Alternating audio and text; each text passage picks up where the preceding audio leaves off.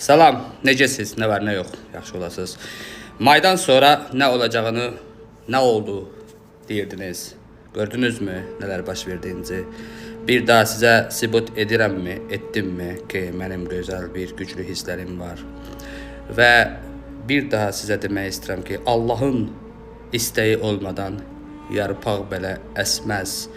Allahın istəyi ilə Allahın telefonu yoxdur, hər kəslə danışsın. Ya yuxularda, ya da bizim kimi insanların əlli ilə sizlərə xəbərdarlıq edə bilirlər. Yəni, çoxların xoşuna mən gəlməyə bilərəm. Bir çoxları dini cəhətdən mənə şeytandır deyərlər. Bir çoxları mənə baxıl ola bilər. Bəzi baxıcıların ailələri də var bunların içində. Əziz gözəl dostlarımız, qoyaq hər şeyi kənara. İran savaşı olacağını dedim. Mənim bu səhifədə iminlə bir qırmızı fason köynəkdə altında da böyük hərflərlə İran yazılmış videoya baxın. Ay insanlar, Trump həmən gün açın YouTube'da bax. Dedi ki, biz savaşı hələ ki eləməyəcəyik İranla.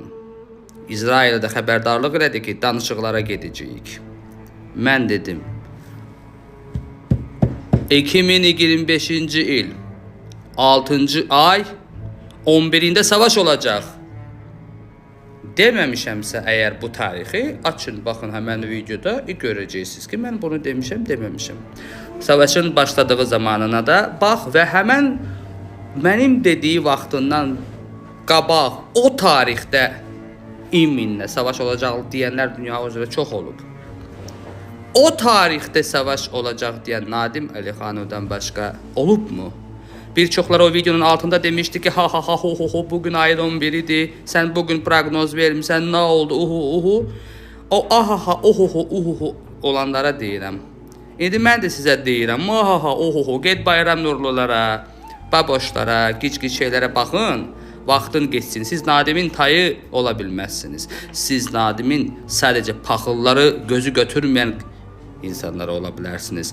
Nadim sizlərin, anaların, bacıların, hər kəs üçün dünyada gedən prosesləri xəbərdarlıq edən bir adamdır. Nə pislik edirəm ki, bu Allah mənə güc veribsə, siz niyə paxıllıq edirsiniz ki? Şeytan da deyirsiniz. O mənə şeytan deyənlərin çoxlarına bax, gedib ərəblərə pul tökürsünüz. Ərəblər gəlib burada, bax gör, nələr axtarır. Dinin gəldiyi ölkənin, Məkkənin olduğu ölkənin əhalisi gəlib bizdə nəyin ovun peşindədirlər. Siz ora. Nəysə, o sizin şəxsi işinizdir. Mən heç nə demək istəmirəm dərinlərə getmək. Amma bir şey sizə deyim ki, o dindarların hal-hazırda çoxlarını nə işlərlə məşğul olduğunu özləri çox dərindən gözəl bilirlər. Və din, Allahı sevən kəsi mən də sevirəm. Təmiz dindarları, təmiz namaz edən, ibadət edən, Allahı sevən insanlara biz hər kəs dəstək oluruq. Dini sevmək, qruplaşmaq demək deyil. Dini sevmək bacıdır deyə işə götürüb sonra onu arvad eləmək deyil. İkinci, üçüncü arvad ola. Ya, bu şeylər mənə şeytan deyən adamlar, çoxu keçmişin min oyundan çıxanlara da indi başını bağlayıb özünü dindar deyənləri də var içində. Amma yaxşılardan, yəni ki, yaxşıları can sağlığı olsun da, yaxşılardan qiraq, o bir insanlardır. Mənə qarşı iki kəlmə oxumuş bu sözlər deyən. Mən həqiqətən də Allahın çox sevdiyi insanam. Mənim əlimlə sizlərə dəfələrlə və bugün də çoxlu qəşəng proqnozlar verir. İndi nə demək istəyirəm? Növbə Türkiyədədir. İndi Türkiyəni Filistin üzərindən bir savaşa qatacaqlar. Elə hiss edirəm. Bu mənim hisslərimdir. Türkiyə üzərindən, Türkiyə Filistin üzərindən bir savaşa qatacağını hiss edirəm. Rusiya savaşı bu yaxınlarda İrana hamının gündəm dünyanın baş qatdığı zamanı da daha çox alovlanacaq. Rusiya artıq büyük miqyaslı savaşa. Mən bunu demişdim, daha da çox alacaq. Sən bunları eşidirsən, sən onlara görə, hər eşitdiyi sözünü deyib düz çıxır. Trump da dedi də savaş eləməyəcək, bitirdi. Trump da dedi də 24 günə savaş bitirəcək. Nə oldu? Deyirsiniz filan adama qulaq asırsınız. Abala sizin Trump dedi ki, 24 günü mən savaş bitirəcəm. İndi mən ona qulaq asıb böyük dünyanın bir liderlərdən biridir. Ona qulaq asıb onun sözünə görə deməliydim ki, savaş bitəcək. Demədim axı. Dedim ki, mən hiss eləmirəm savaş bitəcəyini, Ukrayna savaşı. Trump o gün dedi ki, İsraillə danışıqlara gedəcəyik biz. Heç bir şey olmamalıdır. Netanyahu'ya. Netanyahu da okey. Eğer siz bunları görmürsünüzsə bəzi təbəqə adamlar, açın YouTube'da bu dediklərime mənə şər atarkən əvvəl bax. Əvvəl bax, harda nə demişəm. Sonra ona görə hərəkət elə. Ayın 11'ini savaş olacağını deyən, dəqiq rəqəmlə deyən adam, o demək deyil mən hər şeyi %100 görürəm. Arada olur ki, belə valına gəlir. Açın da, bu səhifədə var da, sonra danışın da. Tarixi nə qədər demişəm, nə istəyirsiniz ya? Niyə şər atırsınız? 44 günün savaşı olanda 45 günə savaş bitəcək deyən bir adamım. O da var, açın tarixləri. Sübut edir. Bu videonun arxasında basanda orada tarix görsənir. Savaş da aç nə vaxt başladığını bax. Nadimin proqnoz verdiyini bax, vaxta bax. Əgər Nadimin verdiyi, proqnoz verdiyi vaxtdan əlavə kimsə ayın 11'i savaş olacağını demişdisə, qoy ortalığa. Bir insan özünə nə qədər güvənə bilər ki, bir gün çıxsın proqnoz versin, mən bugün savaşı görürəm. Onda belə çıxır ki, mənim İsraildə hansızsa bir büyük bir prezident səviyyəsində əlaqən olmalıdır ki, mənə onlar desin ki, biz bugün İranı vuracağıq. Ya, bəsdir. Bəsdir. O qədər də yox. Elə bir əlaqələrim olsaydı, mən sizə çıxıb burada proqnoz verməzdim heç. Əziz gözəl dostlarımız.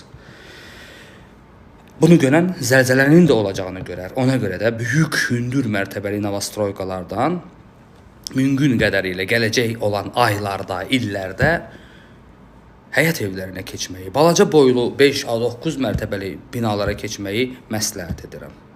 Türkiyədə də olan qardaşlar, Türkiyə olan proseslər indi mən Türkiyə hökumətinin başçısına cənab Erdoğan bəy can sağlığı arzu edirəm. Həmişə Azərbaycanın yanında olan bir liderdir. Amma bu hal-hazırda Türk üzərindən, Filistin üzərindən gedən proseslərə savaş halına gətirməsi bu mənim hisslərimə yaxşı olacağını hiss etmirəm. Etməməsi lazım olduğunu düşünürəm. İndi qaldı ki, onlar nə bilir, nə bilmir.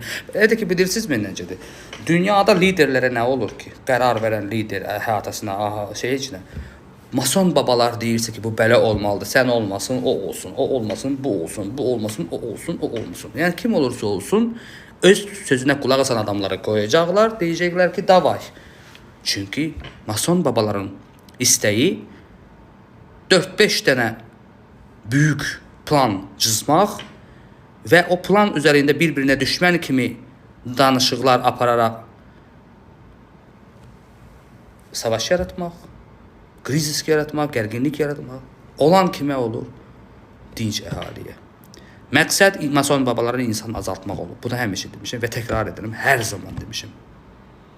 Ay Rusiyanın, nə bilim, NATO'ya qarşı, ay NATO'nun Rusiyaya qarşı, ay nə bilim, orada uranium zənginləşdirməsinə hamısı qoyulmuş boş-boş kartlardır ortalığa. İran öz xalqının bugün sakitçiliyi qurumursa, nəyə lazımdır o uranium? Nə üçün hazırlaşdırırsan? İran xalqının güzaranı üçün eləyirsənsə, madem ki bilirsən, hesablayırsan ki, sabah sənin İranın hər yerini dağıdacaq, sən o uraniumun dalınca qaçırsansa, sənin məqsədin nədir? Sənə verilən tapşırığa görə sən bu savaşı yaradırsan. Filistin döndü, vurdu. Nə oldu? Qazandı mı Filistin? Filistin üzərində də bəzi liderlərin masonlara qulaq asaraq yaradan savaşın nəticəsi insanların evləri dağıldı, insanlar öldü. Filistin nəyəsə əldə etdi mi, qazandı mı? Yox, nabart olanı da itirdi. Ukraynaya tırqa verdi Rusiyaya qarşı. Nə oldu? Olanı itirdi. Ya bunları bilirlər olanı itirəcəyini. Sadəcə olaraq bir-biri ilə savaş yaradaraq, kimlərsə onlara güvən verərək insan azaltmağa prosesə gedir. Bu qədər basit. Bu mənim şəxsi fikirlərimdir. Allah köməyin olsun. Hər bir kəsə sağ olun, var olun.